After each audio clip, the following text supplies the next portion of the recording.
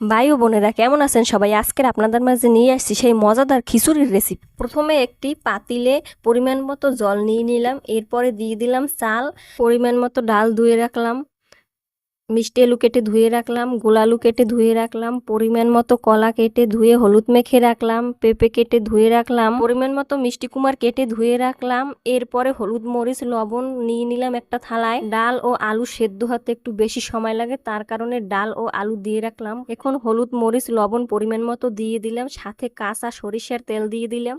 আপনারা বেশি সবজি দিলে স্বাদও ভালো হবে এবং মুখেও অরুচি আসবে না। কলা দিয়ে দিলাম, সাথে তেজপাতাও দিয়ে দিলাম। আগেই নারকেল ও মশলা বেটে রাখছিলাম, এখন নারকেল বাটা ও মশলা বাটা দিয়ে দিলাম।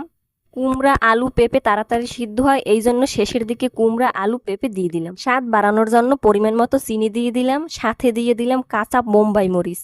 এরপরে আমরা ভাজি করা বাটা নারকেল দিয়ে দিলাম, সাথে দিয়ে দিলাম ভাজি করা কুচি করা নারকেল, সাথে ভাজা মরিচ দিয়ে দিলাম। পাতিল উঠিয়ে নিয়ে এরপরে দিলাম পাঁচফোড়ন। আগেই মশলা গুঁড়ি করে রাখছিলাম, পরিমাণ মতো মশলা দিয়ে দিলাম। হয়ে গেল আমাদের খিচুড়ি। আপনারা এতক্ষণ ধৈর্য ধরে আমার ভিডিও দেখার জন্য ধন্যবাদ সবাই।